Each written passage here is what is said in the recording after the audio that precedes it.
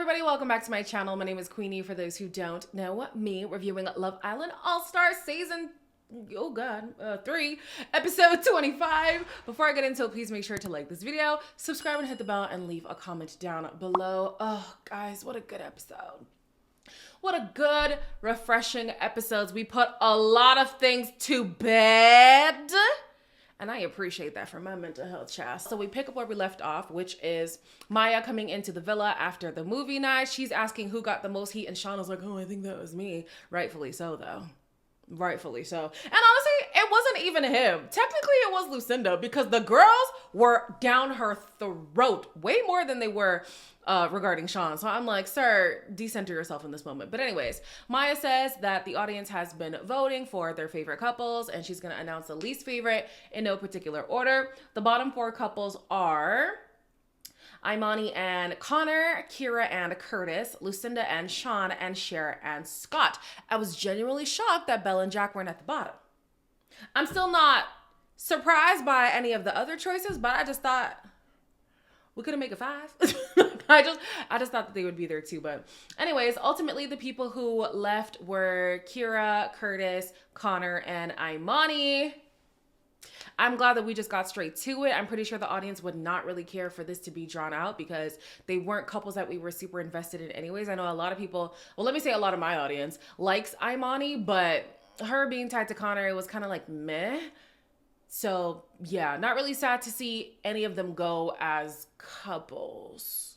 When they get out, they are talking to Maya, and Curtis says he knew he wanted Millie straight away. He basically was like, oh yeah, I'm all in on this girl from day one, as we know. And he admits that things got deeper than he had anticipated. Kira says that she wishes nothing but she has nothing but the highest hopes for herself and Curtis. And Curtis was also like, yeah, we're gonna have so much fun. You don't see the creep coming off you, sir? Kira, you don't see the creep coming off him? Okay, interesting. Imani says that communication was the ultimate deal breaker regarding herself and Jack, but she's glad that things dissolved because she got to connect with Connor. Connor also says that with Whitney, the comment about Whitney wanting Shaq to stay over him was the final straw for him, but he also isn't upset necessarily that things ended because he got to experience Imani. So those two seem to have a little bit more potential than whatever Curtis and Kira have. Curtis and Kira have, but either way, I don't see either of these connections going far. Lucinda has a conversation with Sean, and she basically says she doesn't like how people don't take her seriously, and she doesn't like how people are making it seem like she makes things up in her head when what she's saying is the truth. And here's the thing, Lucinda, if you wouldn't struggle so hard to recall certain things or make a joke out of something that is serious, maybe then people would take you seriously. And it's funny too, because later on in the episode, we see Sean, when he's talking to Belle, say that he also did not take Lucinda seriously. Like, girl, this is a trait of yours at this point. You yourself say you're very unserious. So why are you shocked that people don't take you seriously? She also says she struggles to get a word in whenever people are talking to her, which I do understand. But because she just winds people up in conversation, I could see why people don't even want to give her the opportunity to now make this a lighter situation when it's actually a serious situation. Belle feels like the wrong people were sent home. Obviously, she wanted Sean and Lucinda to be sent home. Honestly, I wouldn't be mad if they got sent home. But seeing the people who got sent home from a viewer standpoint, it makes sense. In the villa, I understand why they feel differently, but as a viewer, it makes sense that they were the ones to go. I'm just glad that it looks like we are moving on from this situation. Both Sammy and Belle claim that they are better than all of this that has transpired, but you constantly entertaining it and giving it this much energy would say otherwise. So hopefully this is the end of the rah-rah between all these people. Scott takes Leanne for the chat. This is the beginning of the end. He's basically wondering what the hell she was doing pulling Gaiman for a conversation. Let me know what your plan was.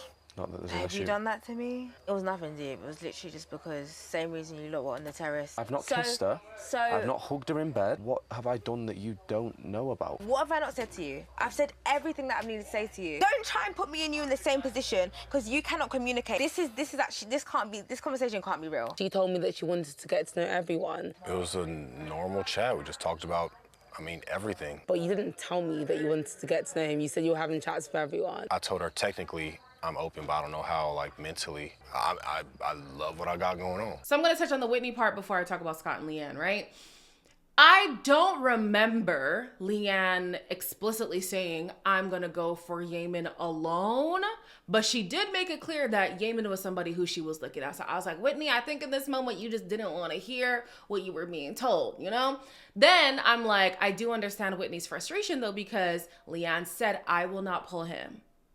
And then proceeds to pull him like a few minutes later. So yeah, that hurts a little bit. And she also took him to a place that, has these insinuations like, why do you have to go to the secret garden? Why do you have to have a conversation where nobody can see you whatsoever? That is suspicious. So, and as much as I'm like, Whitney, I think you just didn't want to hear the truth in that moment, I do think that Leanne went about it the wrong way, right? So in this conversation with Scott is basically saying, you know what, I do admit that I could have handled things better. And I'm so glad that he's finally admitting that. I think it was in the last video that I said, I don't like that he keeps saying I did nothing wrong. Because although I don't think that he is completely in the wrong, I don't think that he's completely absolved either. So for him to finally admit that, I'm like, great. Hopefully one day we can get that kind of introspection from Leanne, but it's fine. It's whatever. Leanne at this point is like, it's not even how you have handled the share situation. It's how you've handled me.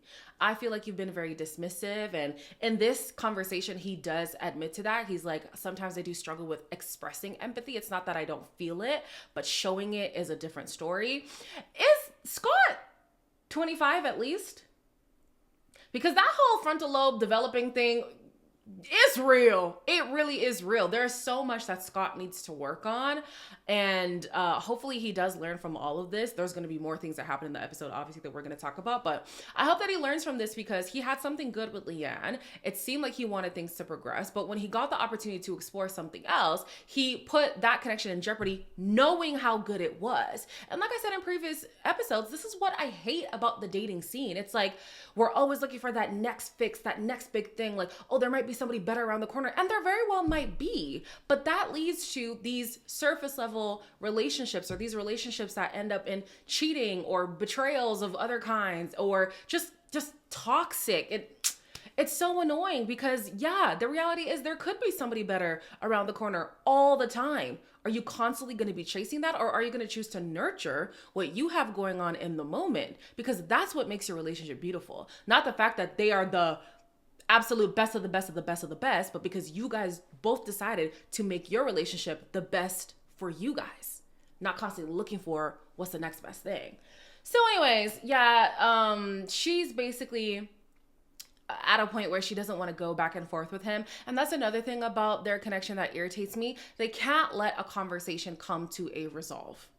If things are getting a little too uncomfortable, they do separate. And although sometimes that is beneficial because you don't want to poke the bear, we are constantly looking at the bear in the room because we don't want to get to the root of the matter here. So I do wish I actually just sat down and got to some kind of resolve, but unfortunately that's not what happened. Cher has a chat with Jack because apparently while the results were being told, he was smirking because Cher was in the bottom. Like a part of him was pleased that she's kind of getting her just due or something. And Cher was not happy about that. You were like trying not to laugh. And I'm like, what's funny to you? Felt like I was waiting for a conversation to be had from you. Obviously, like, I did something to kick you in the face. I'm not the kind of person that like gets even. I don't react that way. In this moment, I'm realizing, oh, okay, so Cher and Scott do have a similar issue, right? They talk about, oh, you are my number one and I want to do this and I want to do that, but then you don't go and do it. You claim this person is your priority, but your actions don't prove that. I know still shots can be deceiving, but Cher, we're really supposed to believe that you like this man. Girl, okay, right? Scott, I do give him a little bit more grace because respectfully, the times that he did try to show up for Leanne, she would shut it down.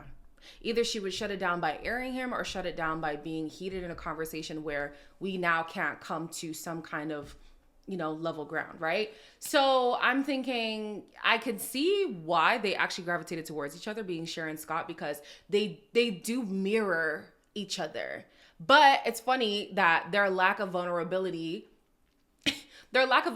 kept them from having something deeper, and they're pointing at the other person like, oh yeah, I just don't think the spark came or whatever. It probably has to do with the fact that you are closed off. They're both very emotionally unavailable. They talk a lot, but it's about fluff. It's about nothing, which is what I've been saying. I'm like, if Leanne actually heard the conversations that were going on, girl, there is nothing to worry about at all. But then again, it makes you think, well, that should piss me off, because if your conversations are just so blasé, but you still think it's worth putting our connection in jeopardy, yeah, F you. Yeah, F you for real. But anyways, in as much as I don't believe that Scott's movements were disrespectful, there was a moment that I was hurt. Okay, I know we've got a bunch of new people, but for the people who watch the older episodes, there was a moment that I was hurt by Scott's movements. But was he being disrespectful? If you ask me, which if you're watching this video, you basically are asking me, I would say no. He did not prove to Leanne that she was still a priority, and that was his pitfall. For Leanne, her pitfall was spiraling way too early. Spiraling too early and not being forthright with her emotions. I think that she is the type to shut down, which makes sense, because I'm even thinking of her situation with Mike on her season. Instead of articulating to this man how she felt, it was like this internal crash out. And I'm like, well, baby girl, just talk to him and maybe we'll get somewhere, But anyways, there's a lot to learn with all the people involved, and I hope that they take some time to reflect on this. Here's another thing that irritated me too, just before I move on. Leanne was going off about Scott to Cher when everybody's getting ready for bed, right? And she's like, why would he choose to talk to me at this point? Like, obviously, this is not a time. I'm trying to mourn my friends or whatever. But when she had the conversation with Scott, she was complaining to him that he didn't check in on her enough and he wasn't giving her the attention that she was looking for. Again, I say, if this is clarity, I'm scared. I'm scared. There were a lot of things that they say that are contradictory. And although nuance does exist, you can understand why this whole situation became a lot more confusing than it needed to be.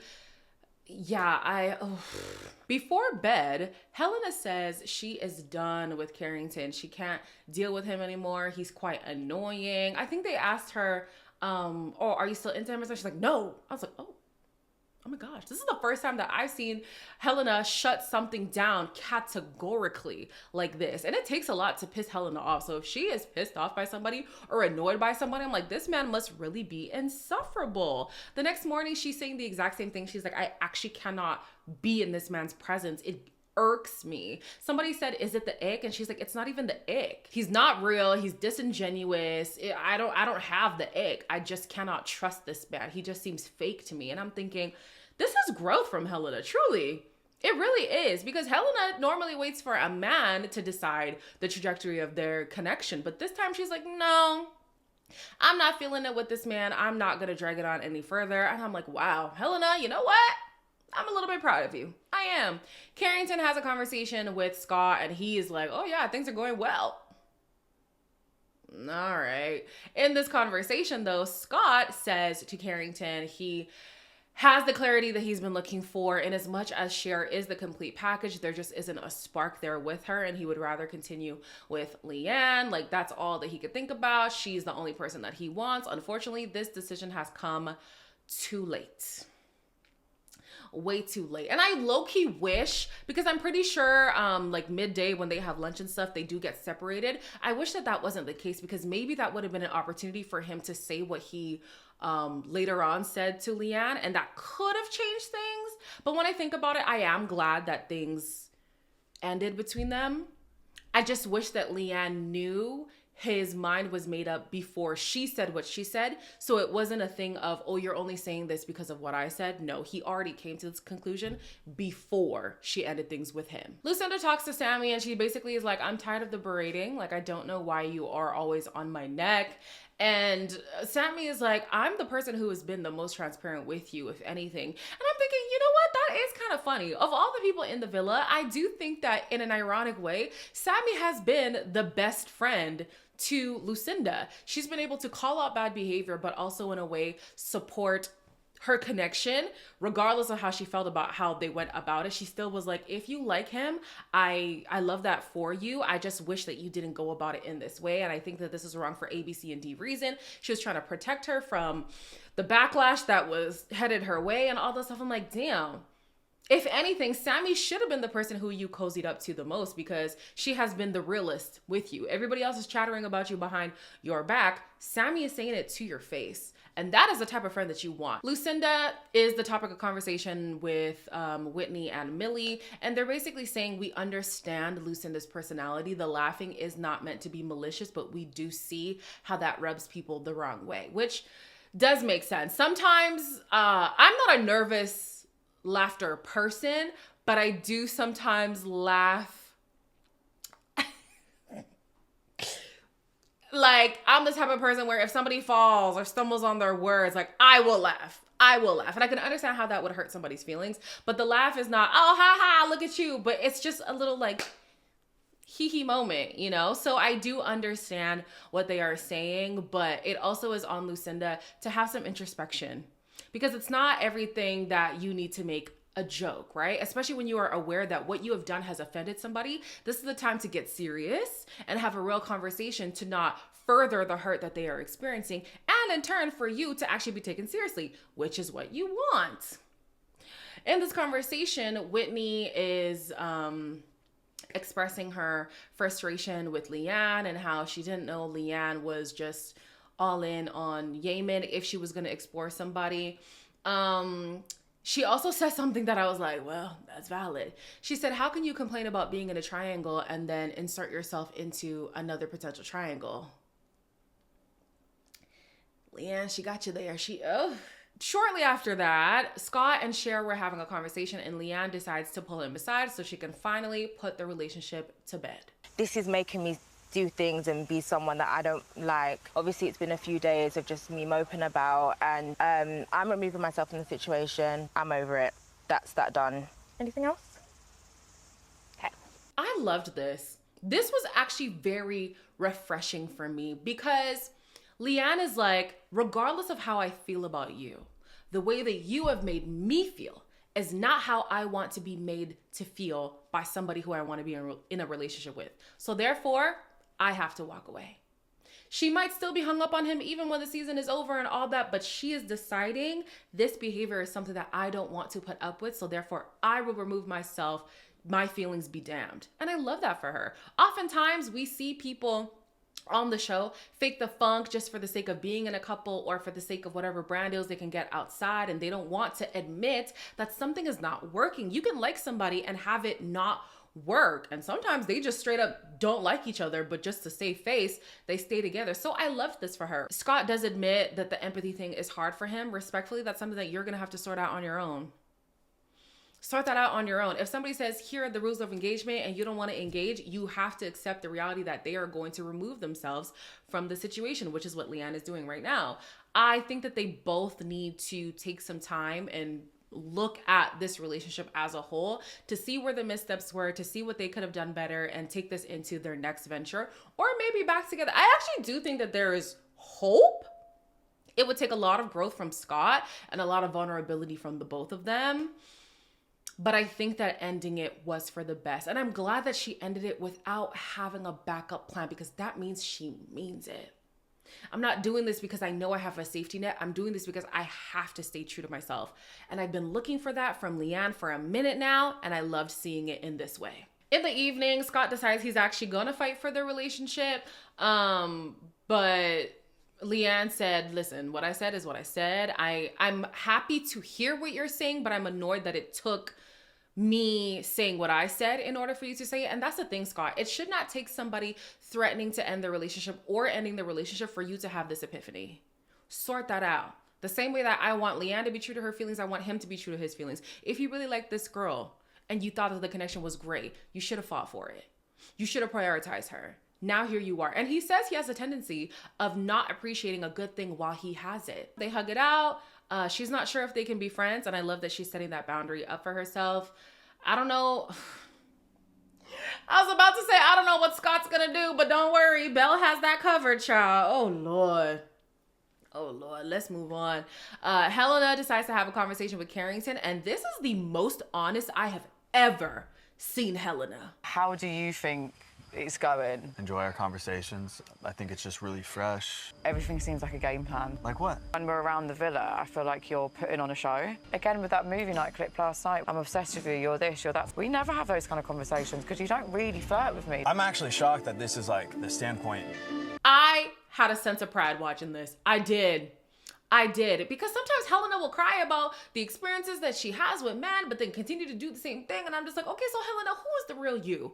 In this moment, I felt like I actually saw the real Helena, and I was so proud of her. So she's calling this man out on being disingenuous, being one way when the cameras are rolling, or one way in front of other people. But then when it's just the two of them, they barely speak. Even the night before, he was saying, oh, we're just such a funny couple. We're the funniest in the villa. And she's like, you don't even talk to me. How could we be funny? What are you even saying right now? He did not like that she was calling him out on his BS, but facts are facts. It looks like he's always on. He's on for the cameras, and she can sense that. And I loved that she called him out, not even having a backup plan. What else? I also love that this is happening in this episode, because it's a more accurate depiction of how dating goes. Sometimes Love Island makes it seem like you just have to settle for what's out there. And although the older people, like if we're touching 30s or in our 30s, or the older people who watch Love Island, we are aware that you don't have to settle. But unfortunately, this is something that the young people look up to. We see how the stands be acting behind Love Island. So I'm glad that we're now depicting a more real example of what dating should look like. If something is not serving you, you have that autonomy to say, you know what? I'm out. I'm going to choose for myself what I want to be involved in, and this ain't it. Oh, I loved it. It was great. It was just, it was so good. Tommy's on the terrace. He's on the verge of tears, saying that it's rough being in the villa because right now he's feeling a bit invisible. It does suck, but yeah, production, take it up with them. Take it up with them, because you had no business being in the villa as young as you are with all these women who are looking for a husband. It was never going to work, child. Moving on. Leanne and Cher have a conversation, and I kind of wish they spoke earlier, because in this conversation, Cher is like, honestly, yes, we did speak a lot, but the conversations weren't as deep as I would have wanted them to be. I felt like he was always holding back. It's as if he had you in mind, and we just couldn't get past a certain level.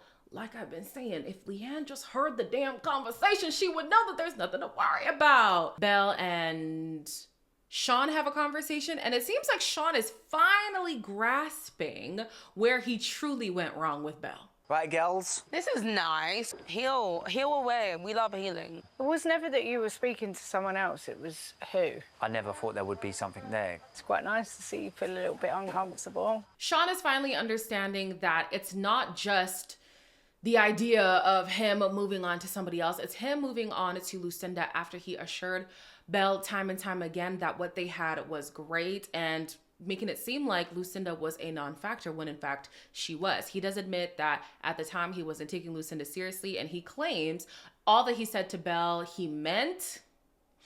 I don't really fully buy that, but whatever. At least these two are able to have a calm conversation, and we can finally move on from the hullabaloo. But then here goes Belle. Belle is cozying up to Scott. And although we saw it coming, they did not see this coming. Wait, what are you confused about? Scott. Wait, what? Dave looked into that. Oh my God. Basically, you're putting Lucinda, and you hated that shit. No, because that's different. Don't even think it. I didn't. You did. Scott. Oh shit, no way, really? Thank you, Whitney. Thank you, Whitney, because in as much as people be liking to crucify Whitney whenever she has one misstep or 3 or 4, as if her peers can't do the same and be able to have a redemption arc, I'm glad she was able to call this out and be on the nose about it too. How can you drag Lucinda till kingdom come about what she did when you're about to do the exact same thing. You're about to pull a Lucinda and you did not like that shit. That is very shiesty of you, Belle. Very shiesty of you. So we'll see if Belle is actually going to act on this, because I don't think there's anything wrong with having feelings for somebody who you know you shouldn't have feelings for, but to now act on it, knowing how that's going to look, knowing how you felt when it happened to you, that's bad mind. I'm glad that Whitney called her out like that, and I hope that Belle is prepared for the absolute backlash that's going to come her way if she now tries to push up on Scott, because that is crazy. As always, like, comment, share, and subscribe. I don't know what's going on. We don't know who these two new bombshells are, but it is a heart rate challenge. And thank God we got Curtis out before the heart rate challenge. Chef's kiss. I love it. Like, comment, share, and subscribe. And I'll see you in the next one.